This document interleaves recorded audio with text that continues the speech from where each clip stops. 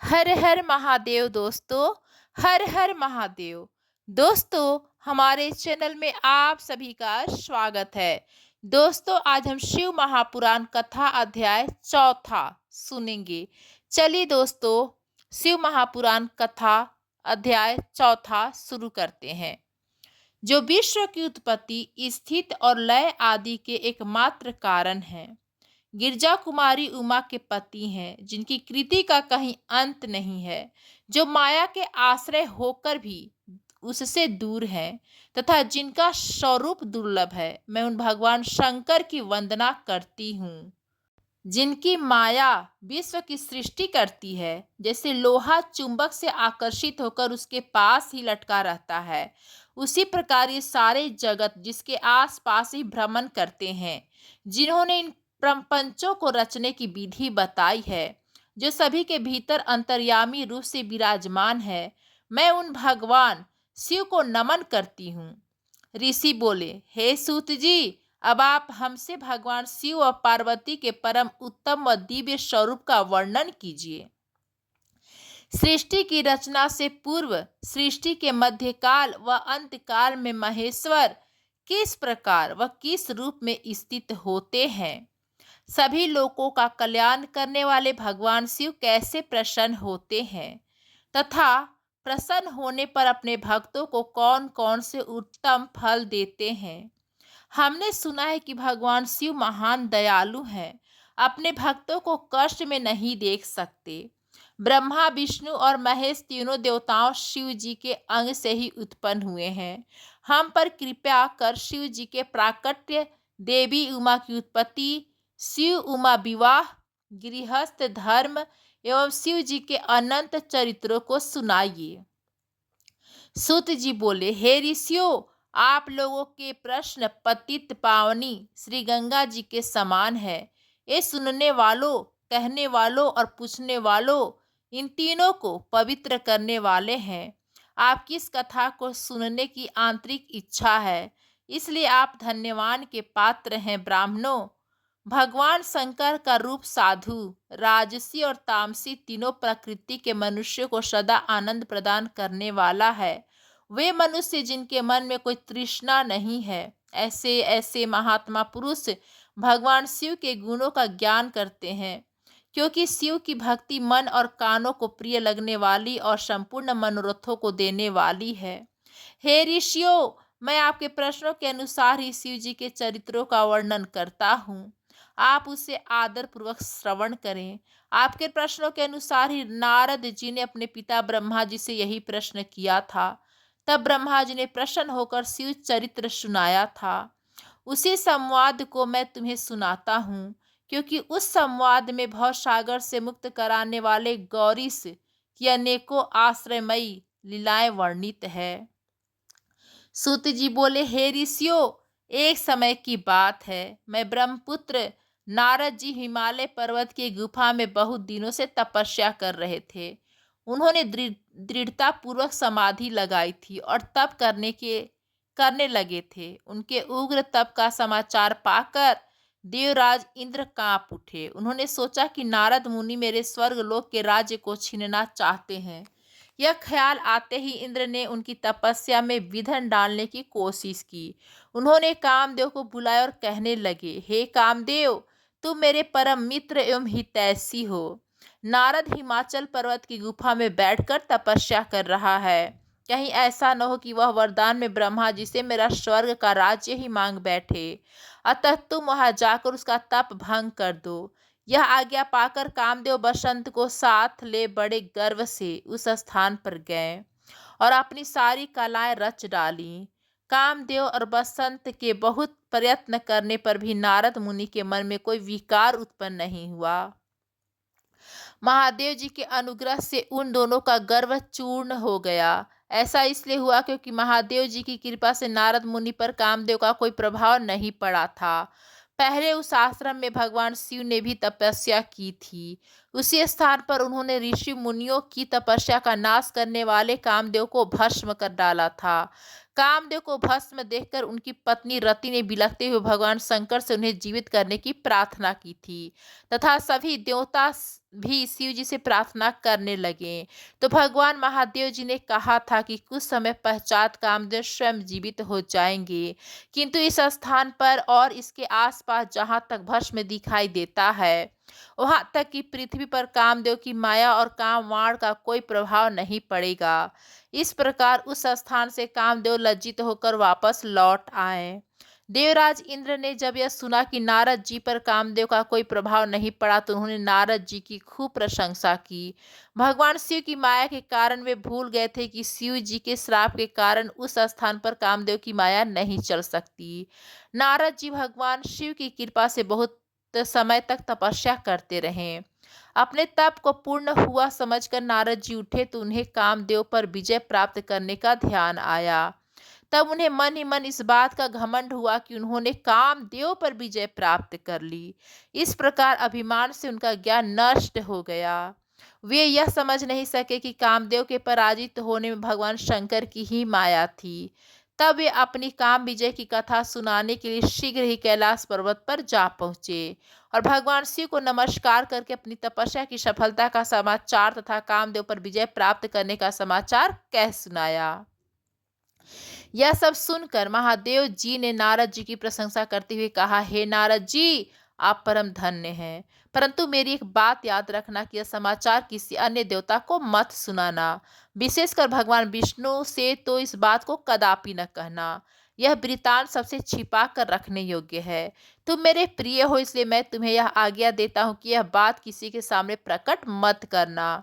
परंतु वे तो शिव की माया से मोहित हो चुके थे, इसलिए उनकी दी शिक्षा को ध्यान में न रखते हुए वे ब्रह्मलोक चले गए। वहां ब्रह्मा जी को नमस्कार कर बोले, मैंने अपने तपोबल से कामदेव को जीत लिया है। यह सुनकर ब्रह्मा जी ने भगवान शिव के चरणों का चिंतन करके सारा कारण जान लिया तथा अपने पुत्र नारद को यह सब किसी और से न कहने के लिए मना कर दिया। नारद के मन में अभिमान के अंकुर उत्पन्न हो गए थे, जिसके फलस्वरूप उनकी बुद्धि नष्ट हो गई थी। वे तो तुरंत विष्णुलोक पहुंचकर भगवान विष्णु को यह सारा किस्सा कह सुनाए। अतः शीघ्र ही वे ब्रह्मलोक से चल दिए। नारद मुनि को आते देखकर भगवान विष्णु सिंहासन से उठ खड़े हुए। उन्होंने नारद को गले लगा लिया और आदर सहित आसन पर बैठाया। भगवान शिव के चरणों का स्मरण करके भगवान विष्णु ने नारद जी से पूछा, नारद जी, आप कहाँ से आ रहे हैं और इस लोक में आपका शुभागमन किस लिए हुआ है? यह सुनकर नारद जी ने अहंकार सहित अपने तप के पूर्ण होने एवं कामदेव पर विजय प्राप्त करने का समस्त हाल उन्हें कह सुनाया।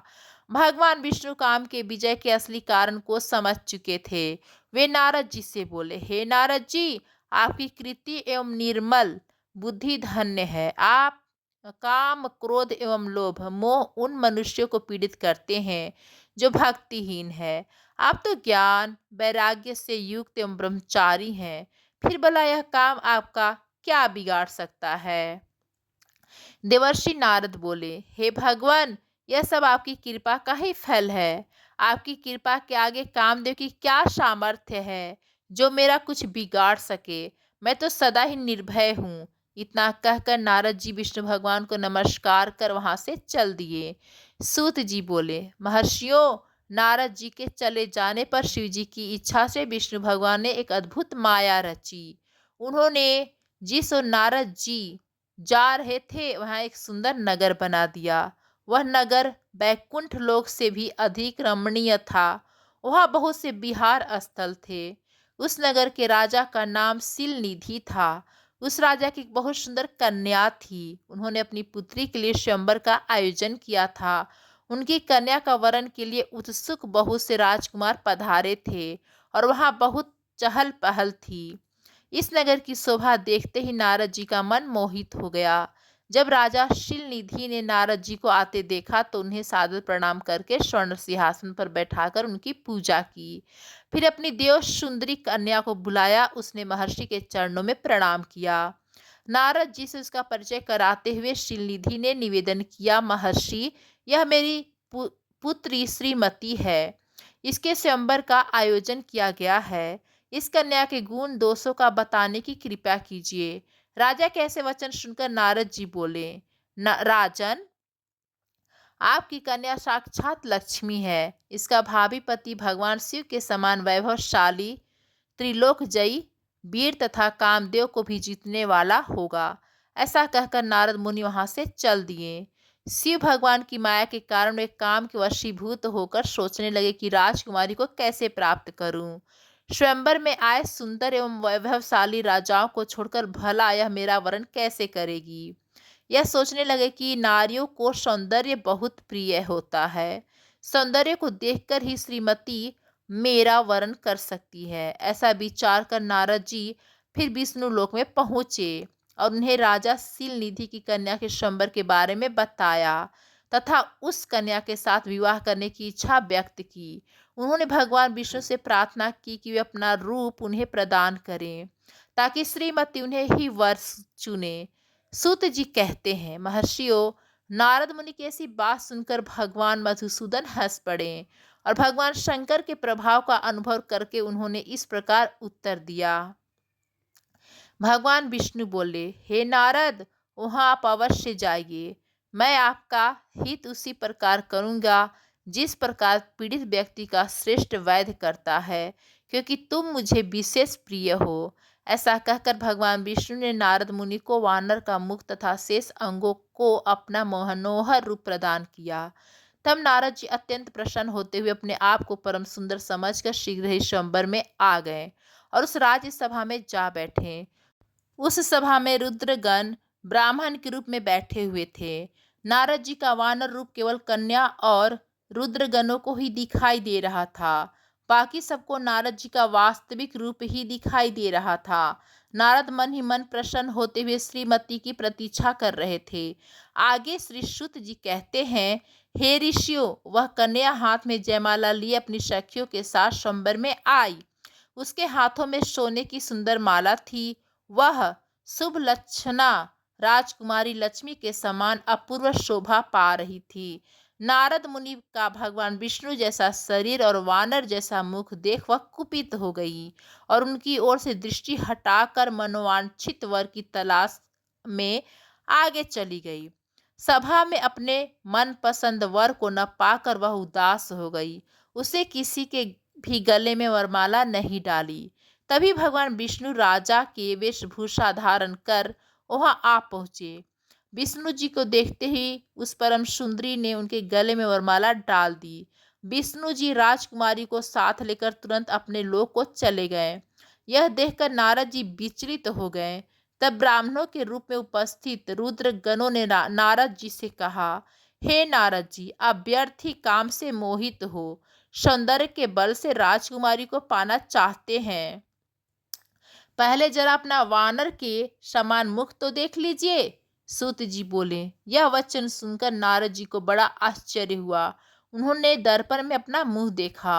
वानर के समान मुख को देखकर वे अत्यंत क्रोधित हो उठे तथा दोनों रुद्रगणों को श्राप देते हुए बोले, तुमने एक ब्राह्मण का मजाक उड़ाया है, अतः तुम ब्राह्मण कुल में पैदा होकर भी राक्षस बन जाओ। यह सुनकर वे शिवगण कुछ नहीं बोले, बल्कि इसे भगवान शिव की इच्छा मानते हुए उदासीन मन से अपने स्थान से चले गए और भगवान शिव की स्तुति करने लगे। ऋषि बोले, हे सूत जी, रुद्रगणों के चले जाने पर नारद जी ने क्या किया और वे कहाँ गए, इस सब के बारे में भी हमें बताइए। सूत जी बोले, ऋषियों, माया से मोहित नारद जी उन दोनों शिवगणों को श्राप देकर भी मोहवश कुछ न जान सके।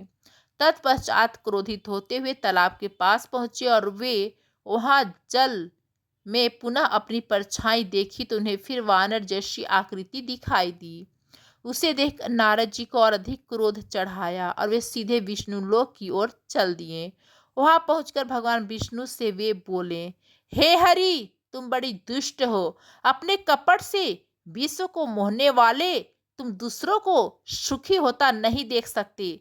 तभी तो तुमने सागर मंथन के समय मोहिनी का रूप धारण कर दैत्यों से अमृत का कलश छीन लिया था और उन्हें अमृत की जगह मदिरा पिलाकर पागल बना दिया था। यदि उस समय भगवान शंकर दया करके विष को न पीते तो तुम्हारा सारा कपट प्रकट हो जाता।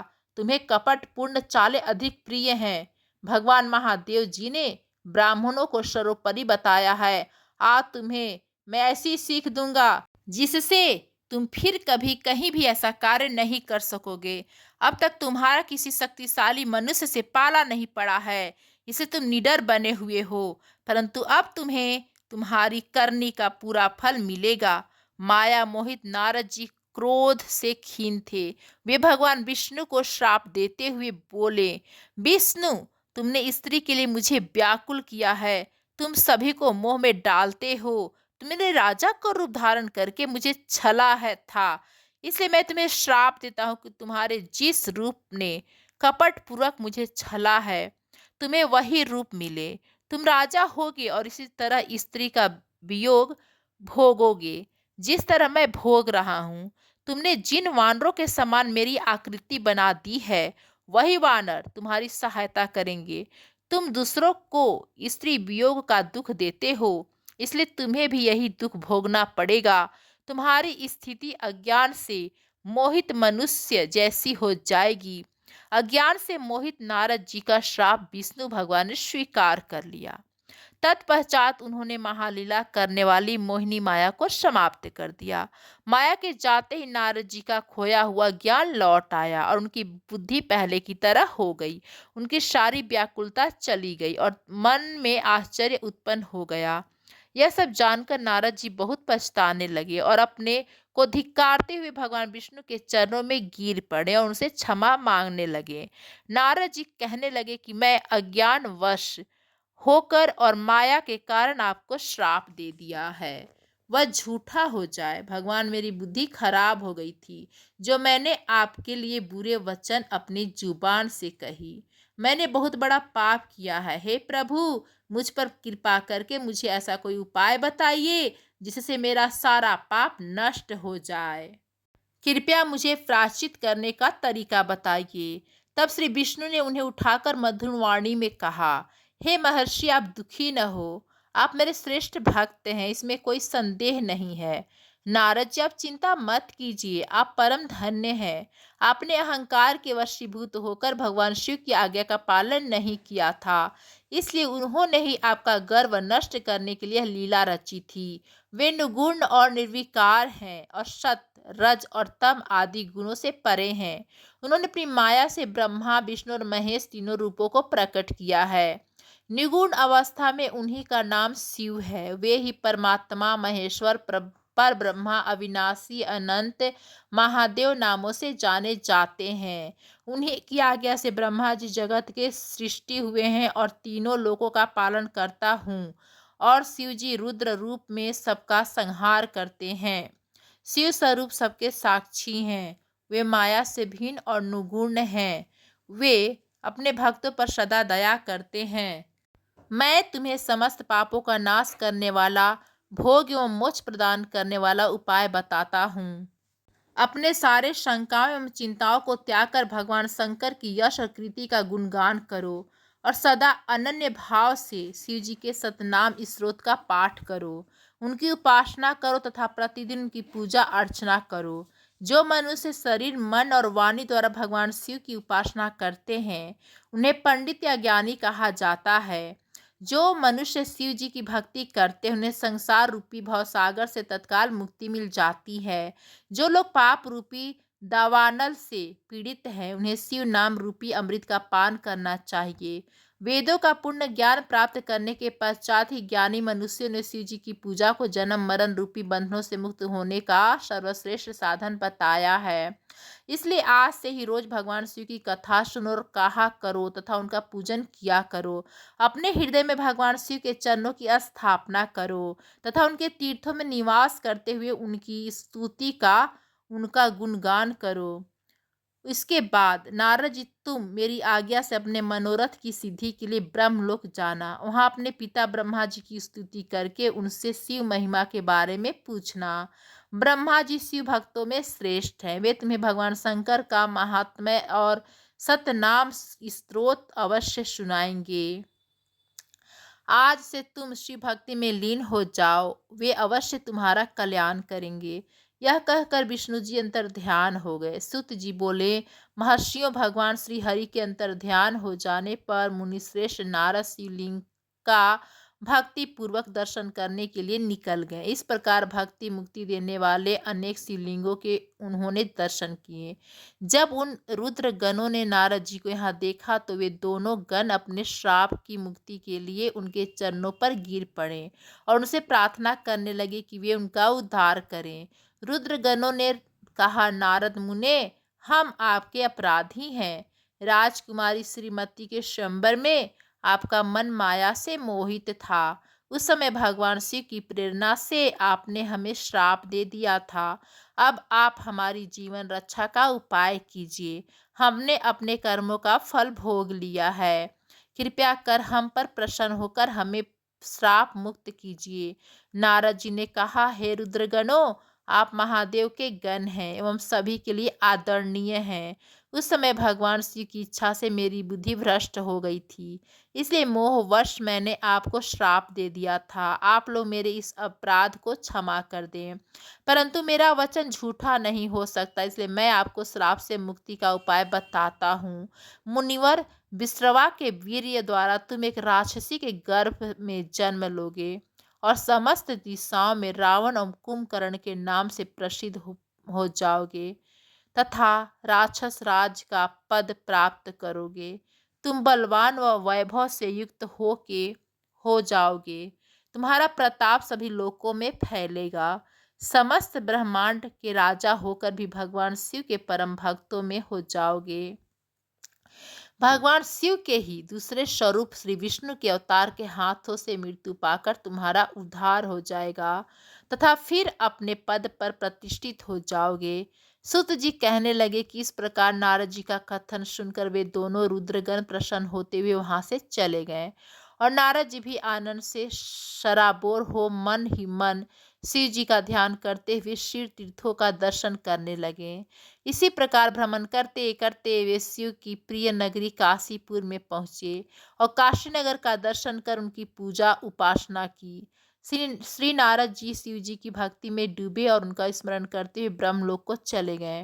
वहां पहुंचकर उन्होंने ब्रह्मा जी को आदरपूर्वक नमस्कार किया और उनकी स्तुति करने लगे। उस समय उनका हृदय शुद्ध हो चुका था और उनके हृदय में शिव जी के प्रति भक्ति भावना थी और कुछ नहीं था। नारद जी बोले, हे पितामह, आप तो पर ब्रह्मा परमात्मा के स्वरूप को अच्छी प्रकार से जानते हैं। आपकी कृपा से मैंने भगवान विष्णु के महात्म्य का ज्ञान प्राप्त किया है एवं भक्ति मार्ग, ज्ञान मार्ग, तपो मार्ग, दान मार्ग और तीर्थ मार्ग के बारे में जाना है। परंतु मैं शिव तत्व के ज्ञान को अभी तक नहीं जान पाया हूँ। मैं इनको पूजा विधि को भी नहीं जानता हूँ। अतः मैं अब उनके बारे में सभी कुछ जानना चाहता हूँ। मैं भगवान शिव के विभिन्न चरित्रों, उनके स्वरूप तथा वे सृष्टि के आरंभ में, मध्य में किस रूप में थे, उनकी लीलाएं कैसी होती हैं और प्रलय काल में भगवान शिव कहाँ निवास करते हैं, उनका विवाह तथा उनके पुत्र कार्तिकेय के जन्म आदि की कथाएं मैं आपके श्री मुख से सुनना चाहता हूँ। भगवान शिव कैसे प्रसन्न होते हैं और प्रसन्न होने पर क्या क्या प्रदान करते हैं, इस संपूर्ण वृत्तांत को मुझे बताने की कृपा करें। अपने पुत्र नारद की बातें सुनकर पितामह ब्रह्मा बहुत प्रसन्न हुए। ब्रह्मा जी ने कहा, हे नारद, तुम सदैव जगत के उपकार में लगे रहते हो। तुमने जगत के लोगों के हित के लिए बहुत उत्तम बात पूछी है, जिसके सुनने से मनुष्य के सब जन्मों के पापों का नाश हो जाता है। उस पर ब्रह्मा शिव तत्व का वर्णन मैं तुम्हारे लिए कर रहा हूँ। शिव तत्व का स्वरूप बहुत सुंदर और अद्भुत है। जिस समय महाप्रलय आई थी और पूरा संसार नष्ट हो गया था तथा चारों ओर सिर्फ अंधकार ही अंधकार था, आकाश और ब्रह्मांड तारों व ग्रहों से रहित होकर अंधकार में डूब गए थे। सूर्य और चंद्रमा दिखाई देने बंद हो गए थे। सभी ग्रहों और नक्षत्रों का कहीं पता नहीं चल पा रहा था। दिन रात, अग्नि, जल कुछ भी नहीं था। प्रधान आकाश और अन्य तेज भी शून्य हो गए थे। शब्द, स्पर्श, गंध, रूप, रस का अभाव हो गया था। सत्य असत्य सब कुछ खत्म हो गया था। तब सिर्फ सत्य ही बचा था। उस तत्व को मुनि जन एवं योगी अपने हृदय के भीतर ही देखते हैं। वाणी, नाम, रूप, रंग आदि की वहां तक पहुंच नहीं है। उस पर ब्रह्मा के विषय में ज्ञान और अज्ञान से किए गए संबोधन के द्वारा कुछ समय बाद अर्थात सृष्टि का समय आने पर एक से अनेक होने के संकल्प का उदय हुआ। तब उन्होंने अपनी लीला से मूर्ति की रचना की। वह मूर्ति संपूर्ण ऐश्वर्य तथा गुणों से युक्त, संपन्न, सर्वज्ञानमयी एवं सब कुछ प्रदान करने वाली है। यही सदाशिव की मूर्ति है। सभी पंडित विद्वान इसी प्राचीन मूर्ति को ईश्वर कहते हैं। उसने अपने शरीर से स्वच्छ शरीर वाली एवं सौ रूप भूता शक्ति की रचना की। वही परम शक्ति प्रकृति गुणमयी और बुद्धित्व की जननी कहलाई। उसे शक्ति, अंबिका, प्रकृति, संपूर्ण लोकों की जननी, त्रिदेवों की माता, नित्या और मूल कारण भी कहते हैं। उसकी 8 भुजाओं एवं मुख की शोभा विचित्र है। उसके मुख के सामने चंद्रमा की कांति भी क्षीण हो जाती है। विभिन्न प्रकार के आभूषण गतियां देवी की शोभा बढ़ाती हैं। वे अनेक प्रकार के अस्त्र शस्त्र धारण किए हुए हैं। सदा शिव को ही सब मनुष्य परम पुरुष, ईश्वर, शिव, शंभु और महेश्वर कहकर पुकारते हैं। उनके मस्तक पर गंगा, भाल में चंद्रमा और मुख में 3 नेत्र शोभा पाते हैं। उनके 5 मुख हैं तथा 10 भुजाओं के स्वामी एवं त्रिशूलधारी हैं। वे अपने शरीर में भस्म लगाए हैं। उन्होंने शिवलोक नामक क्षेत्र का निर्माण किया है। यह परम पावन स्थान काशी नाम से जाना जाता है।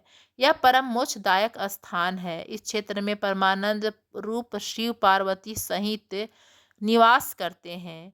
शिव और शिवा ने प्रलय काल में भी उस स्थान को नहीं छोड़ा, इसलिए शिव जी ने इसका नाम आनंद वन रखा है। एक दिन आनंद वन में घूमते समय शिव शिवा के मन में किसी दूसरे पुरुष की रचना करने की इच्छा हुई।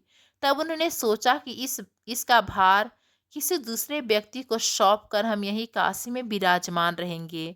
ऐसा सोचकर उन्होंने अपने वाम भाग के 10वें अंग पर अमृत मल दिया, जिससे एक सुंदर पुरुष वहां प्रकट हुआ, जो शांत और सत्व गुणों से युक्त एवं गंभीरता का था सागर था।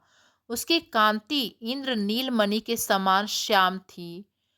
इसका पूरा शरीर दिव्य शोभा से चमक रहा था तथा नेत्र कमल के समान थे। उसने हाथ जोड़कर भगवान शिव और शिवा को प्रणाम किया तथा प्रार्थना की कि मेरा नाम निश्चित कीजिए। यह सुनकर भगवान शिव हंसकर बोले कि सर्वत्र व्यापक होने से तुम्हारा नाम विष्णु होगा। तुम भक्तों को सुख देने वाले हो जाओगे। तुम यहीं स्थिर रहकर तप करो, वही सभी कार्यों का साधन है। ऐसा कहकर शिव जी ने उन्हें ज्ञान प्रदान किया तथा वहां से अंतर ध्यान हो गए। तब विष्णु जी ने 12 वर्ष तक वहां दिव्य तप किया। तपस्या के कारण उनके शरीर से अनेक जलधाराएं निकलने लगी। उस जल से सारा सुना आकाश व्याप्त हो गया। वह ब्रह्मा रूप जल अपने स्पर्श मात्र से पापों का नाश करने वाला था। उस जल में भगवान विष्णु ने स्वयं शयन किया। नार अर्थात जल में निवास करने के कारण ही वे नारायण कहलाए। तभी से उन महात्मा से सब तत्वों की उत्पत्ति हुई। पहले प्रकृति से महान और उससे 3 गुण उत्पन्न हुए तथा उनसे अहंकार उत्पन्न हुआ। उससे शब्द, स्पर्श, रूप, रस और गंध एवं 5 भूत प्रकट हुए। उनसे ज्ञानेंद्रिय एवं कर्मेंद्रियां बनी। उस समय एकाकार 24 तत्व प्रकृति में प्रकट हुए एवं उनको ग्रहण करके परम पुरुष नारायण भगवान शिव जी की इच्छा से जल में सो गए। ब्रह्मा जी कहते हैं, हे देवर्षि, जब नारायण जल में शयन करने लगे तब शिव जी की इच्छा से विष्णु जी की नाभि से एक बहुत बड़ा कमल प्रकट हुआ। उसमें असंख्य नाल दंड थे। वह पीले रंग का था और उसकी ऊंचाई भी कई योजन थी। कमल सुंदर, अद्भुत और संपूर्ण तत्वों से युक्त था। वह रमणीय और पुण्य दर्शनों के योग्य था। तत्पश्चात भगवान शिव ने मुझे अपने दाहिने अंग से उत्पन्न किया। उन महेश्वर ने अपनी माया से मोहित कर नारायण देव के नाभि कमल में मुझे डाल दिया और लीला पूर्वक मुझे प्रकट किया। इस प्रकार उस कमल से पुत्र के रूप में मुझे जन्म मिला। मेरे 4 मुख लाल मस्तक पर त्रिपुंड धारण किए हुए थे। भगवान शिव की माया से मोहित होने के कारण मेरी ज्ञान शक्ति बहुत दुर्लभ हो गई थी और मुझे कमल के अतिरिक्त और कुछ भी दिखाई नहीं दे रहा था। मैं कौन हूँ, कहाँ से आया हूँ, मेरा क्या कार्य है, मैं किसका पुत्र हूँ, किसने मेरा निर्माण किया है, कुछ इसी प्रकार के प्रश्नों ने मुझे परेशानी में डाल दिया। कुछ क्षण बाद मुझे बुद्धि प्राप्त हुई और मुझे लगा कि इसका पता लगाना बहुत सरल है। इस कमल का उद्गम स्थान इस जल में नीचे की ओर है और इसके नीचे मैं उस पुरुष को पा सकूंगा जिसने मुझे प्रकट किया है। यह सोचकर एक नाल को पकड़कर मैं 100 वर्षों तक नीचे की ओर उतरता रहा, परंतु फिर भी मैंने कमल की जड़ को नहीं पाया।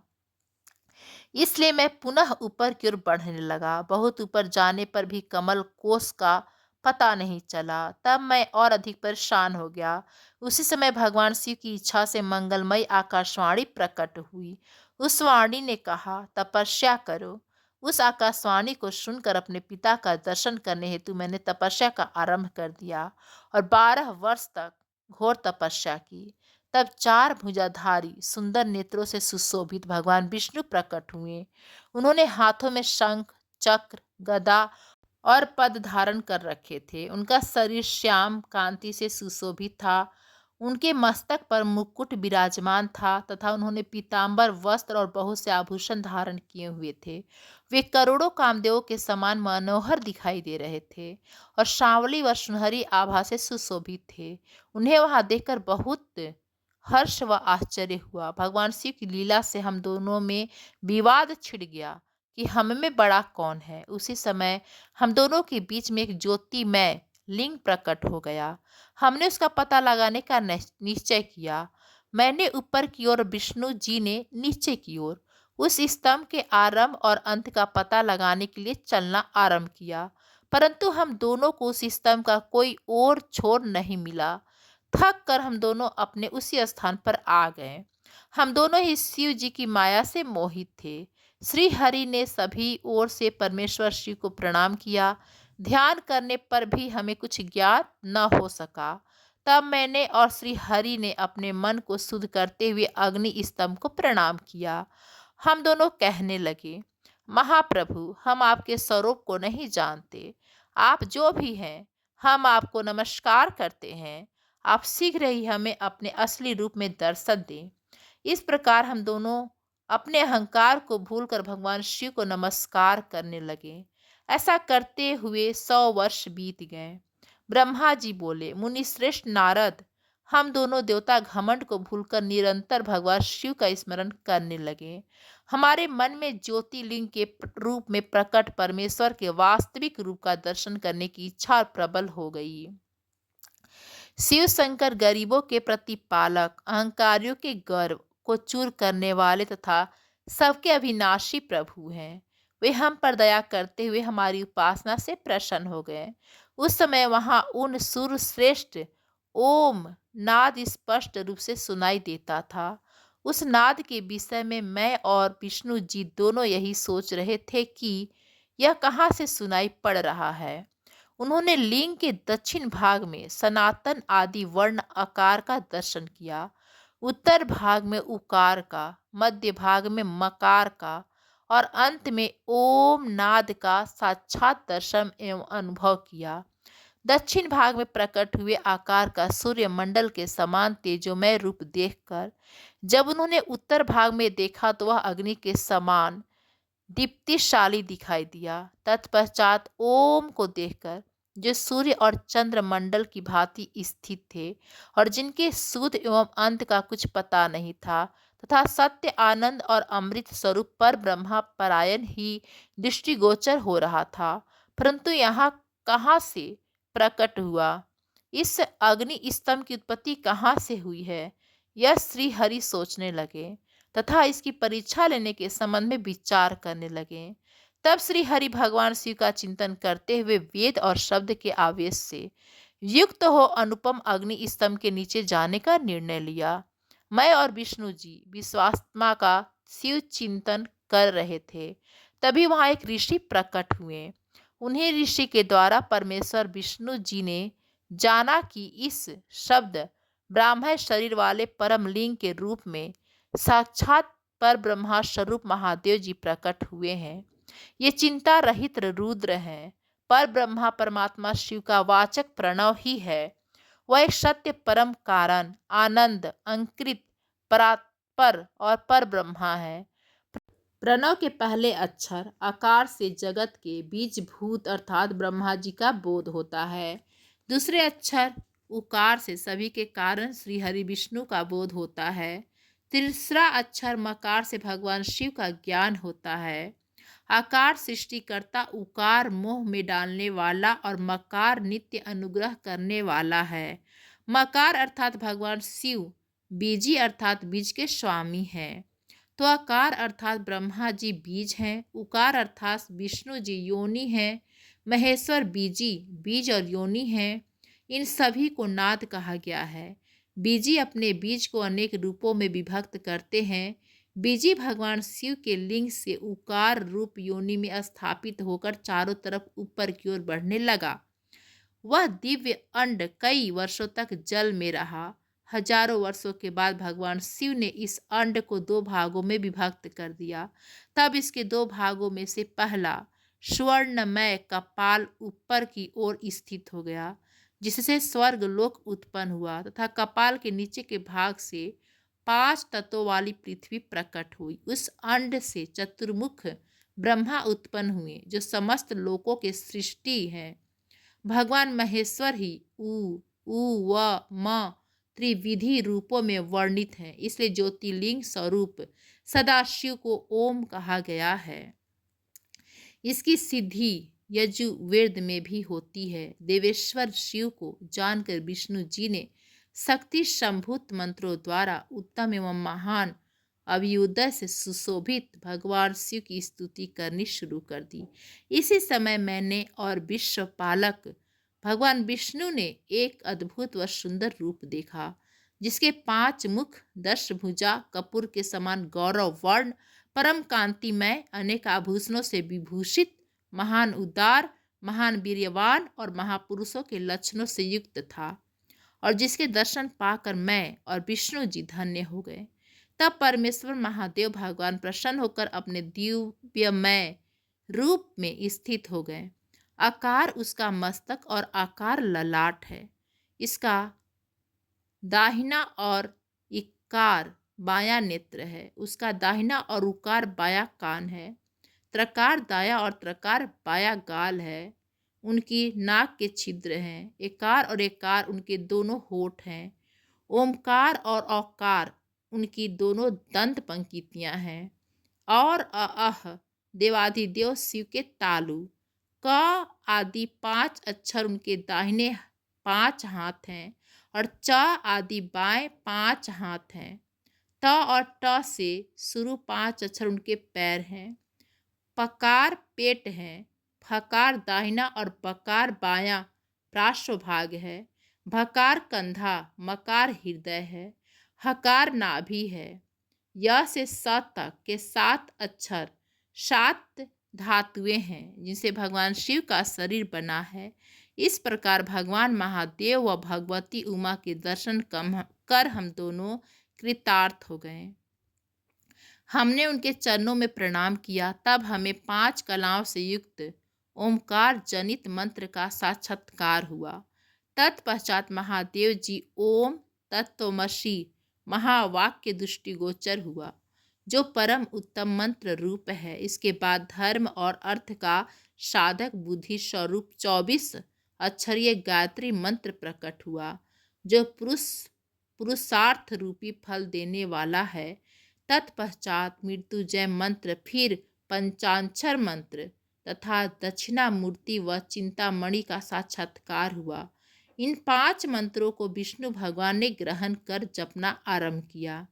ईसो के मुकुट मणि ईशान है, जो पुरातत्व पुरुष हैं, हृदय को प्रिय लगने वाले, जिनके चरण सुंदर हैं, जो सांप को आभूषण के रूप में धारण करते हैं, जिनके पैर व नेत्र सभी ओर हैं, जो मुझ ब्रह्मा के अधिपति, कल्याणकारी तथा सृष्टि पालन एवं संहार करने वाले हैं। उन वरदायक शिव की मेरे साथ भगवान विष्णु ने प्रिय वचनों द्वारा संतुष्ट चित्त से स्तुति की है। हर हर महादेव। इससे आगे का वृत्तांत आप सुनिएगा अगले अध्याय में। धन्यवाद दोस्तों, सभी को धन्यवाद। Thank you very much.